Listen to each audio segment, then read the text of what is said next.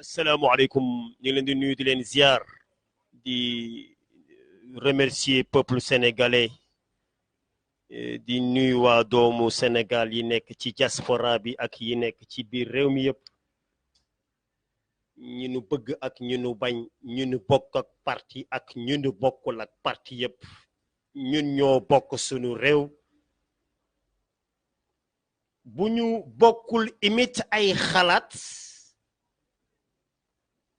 ñoo bokk sunu réew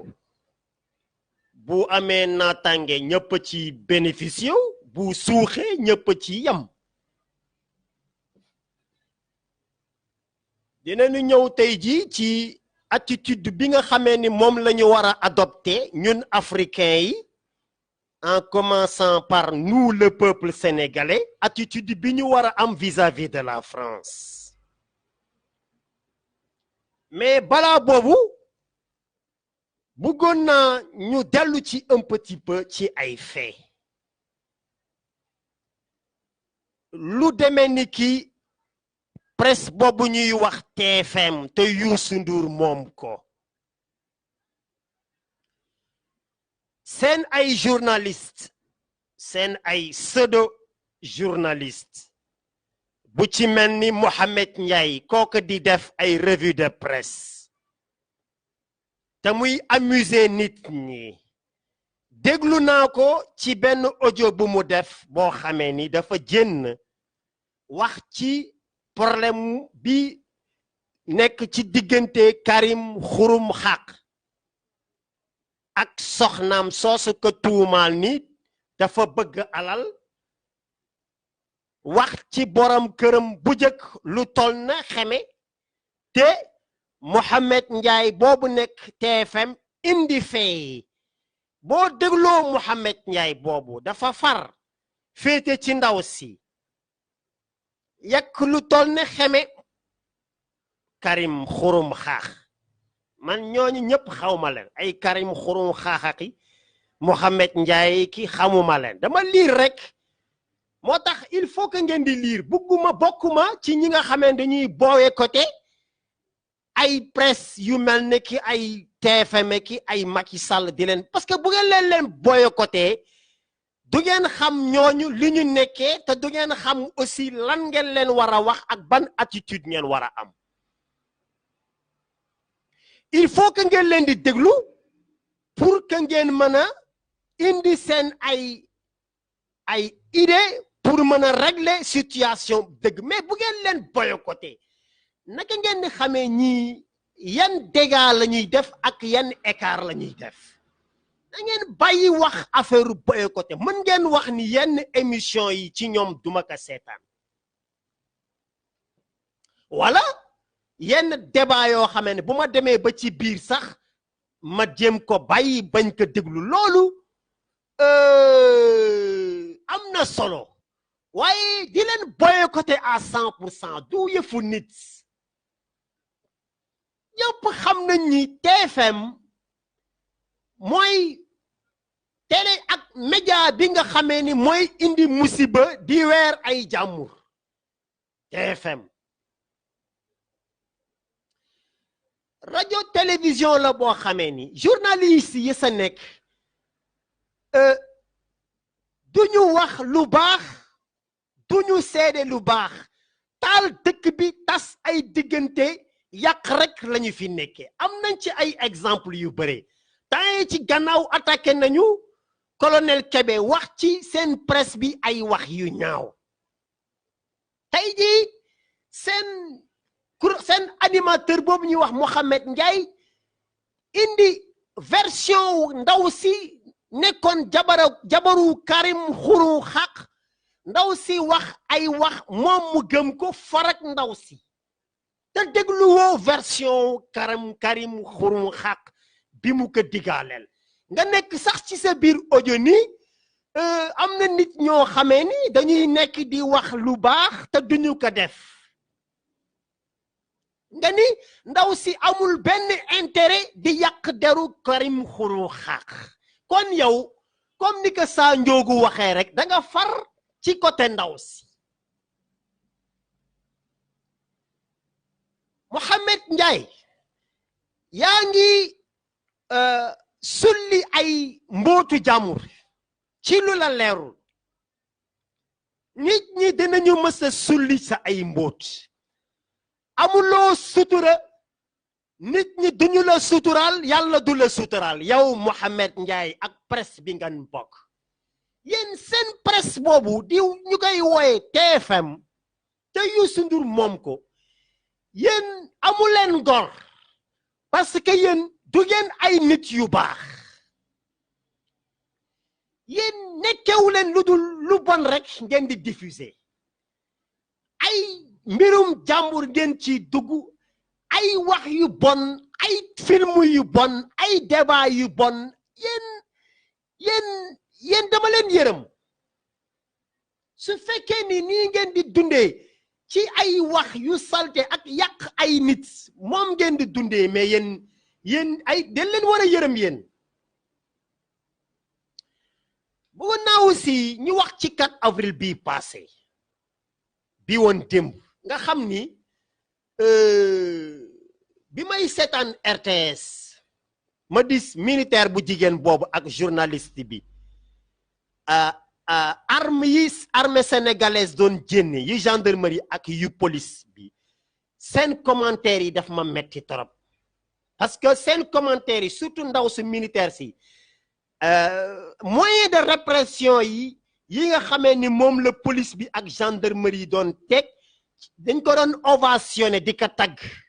am na si benn moment boo xamee ndaw si dafa ni les étudiants n'ont pas le droit de casser les véhicules de la police. Elle a raison d'une part, mais est-ce que les forces de l'ordre ont-elles le droit de casser des étudiants? C'est ça la problématique boo xamee ni moom laa leen teg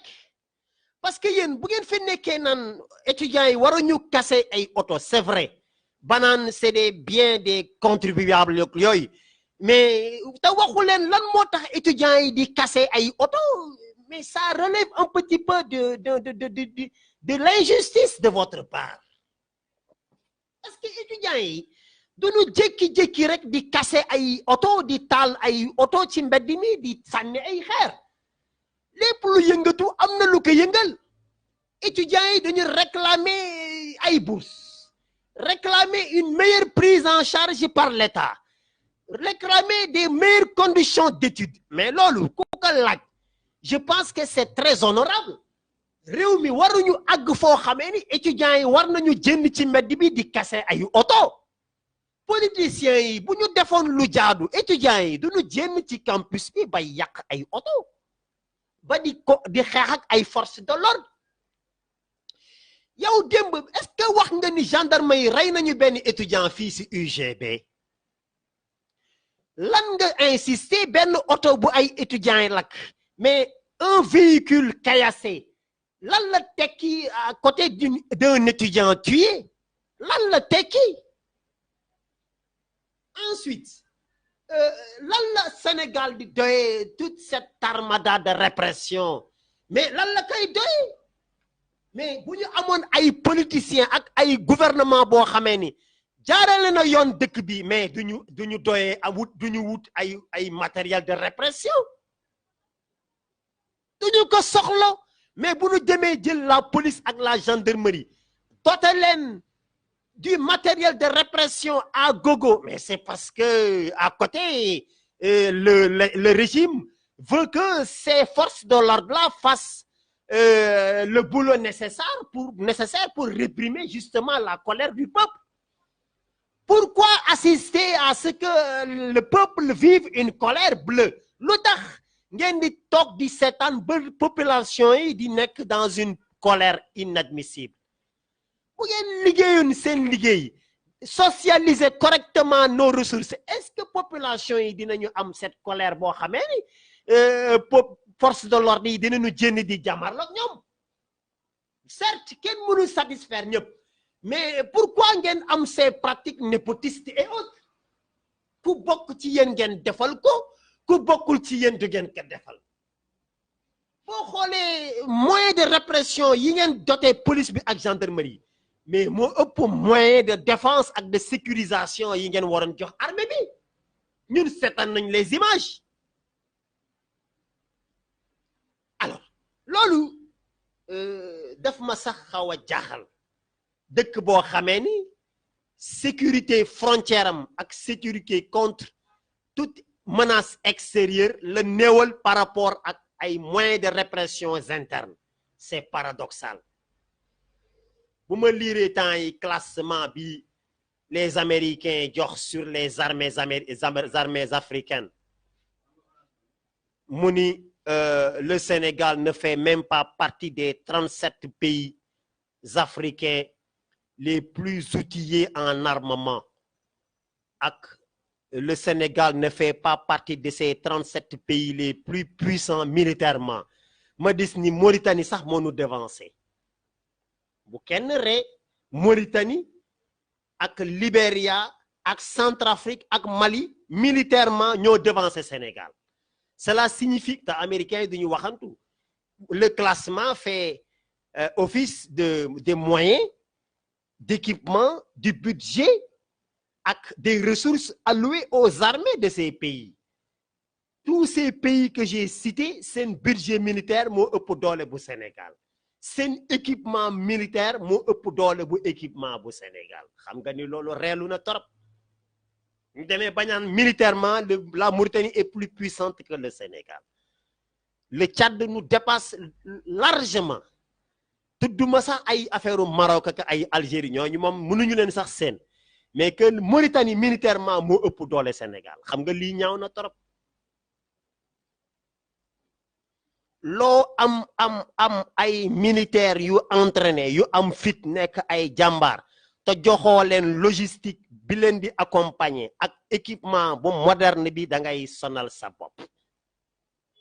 léegi les guerres d'aujourd'hui man officiers yi ngeen di dis nekk ci Sénégal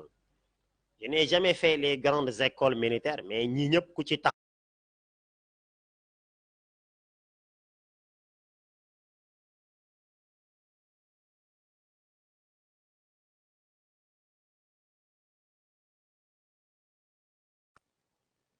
je vous assure ñii bu ñu ñëwee man ak ñoom ñu dugg ci seen salle de cours yi ñu dóor seen ay théorie ma dóor sama ay théorie mais ngeen xam ni ñii duma seen morom au moment où nous avons l'obligation de renforcer notre armée parce que nous avons un pays devenu très riche qui a des ressources en hydrocarbures très importantes qui a des ressources halieutiques extrêmement importantes, qui a des ressources minières extrêmement importantes, où les menaces du terrorisme provenant du Sahel sont là. Au moment où tous ces risques sont autour de nous, ñuy toog ba armée mauritanienne di ñu dépasser militairement xam ngeen ni lii ñaaw na trop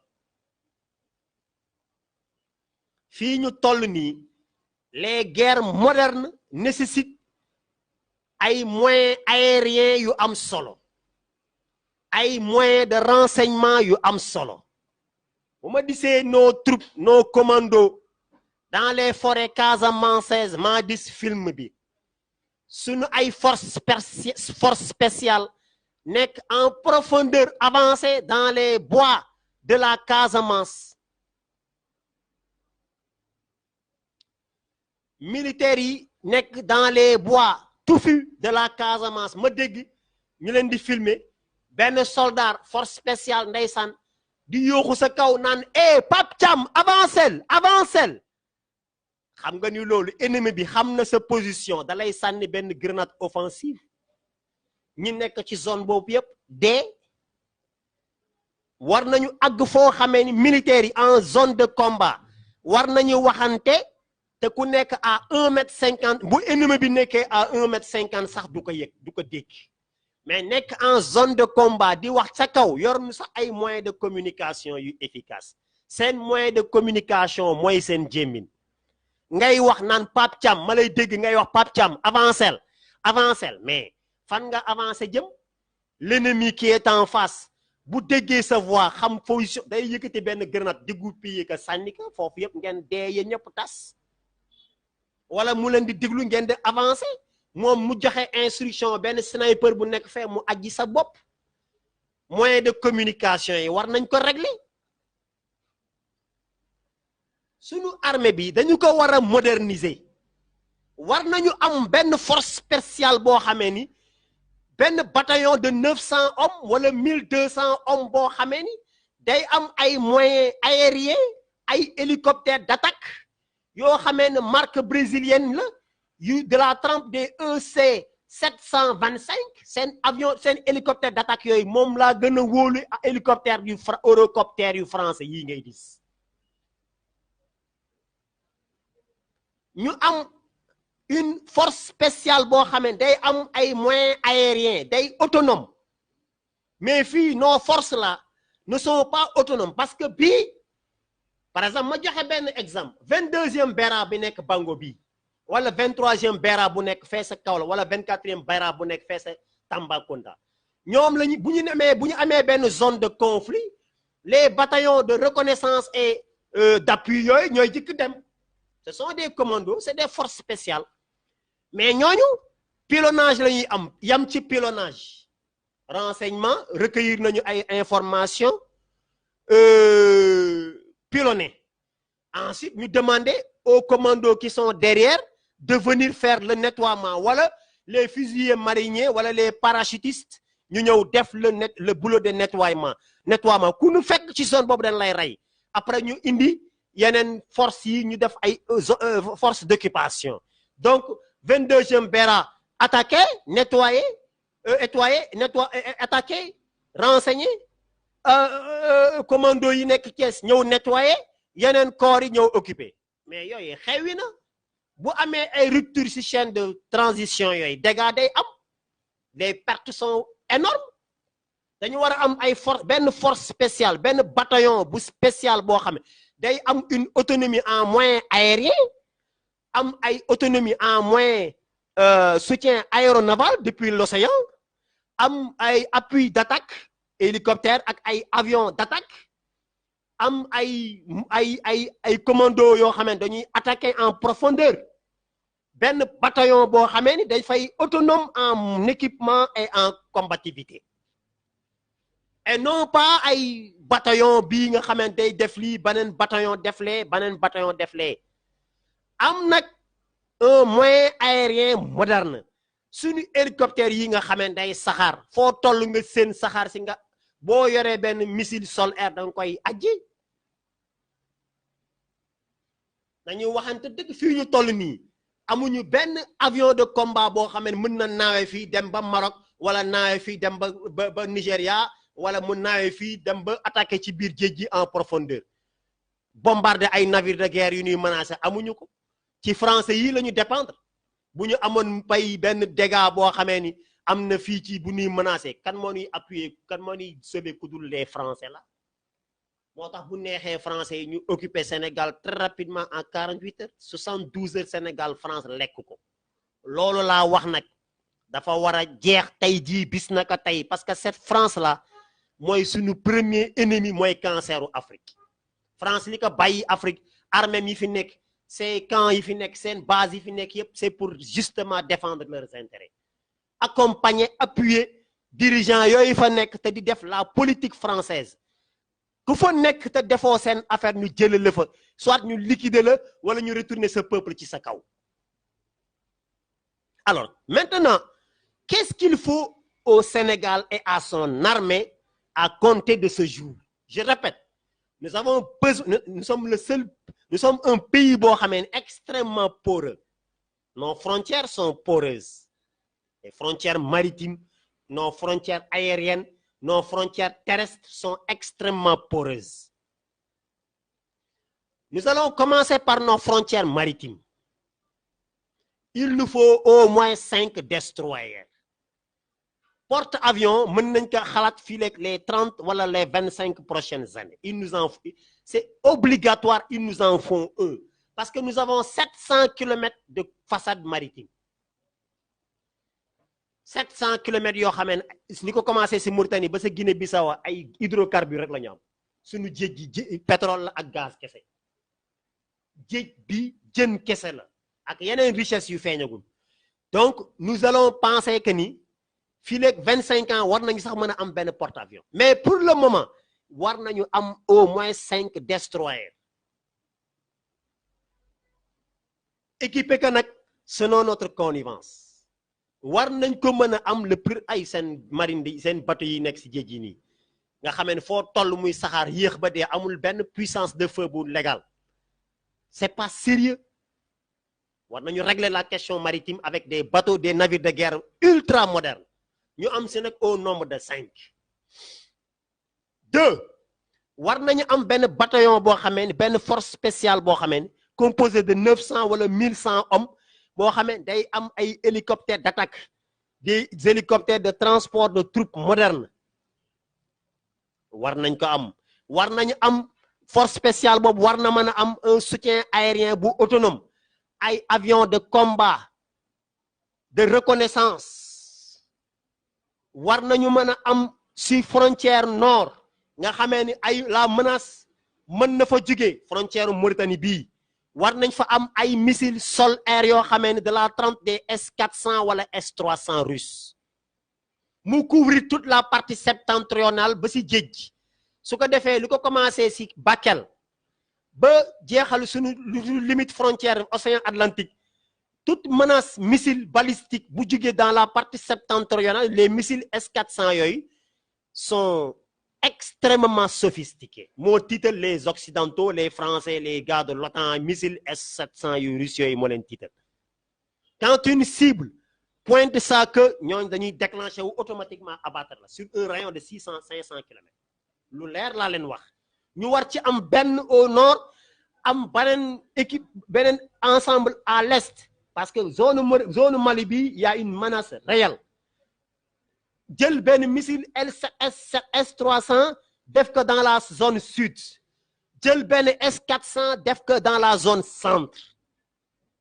ñu fermer l'espace aérien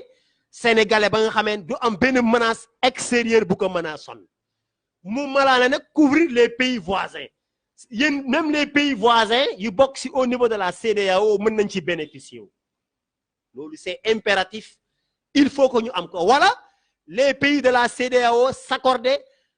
à ce que ñoom ñu jënd ay bu ko benn pays mënul jënd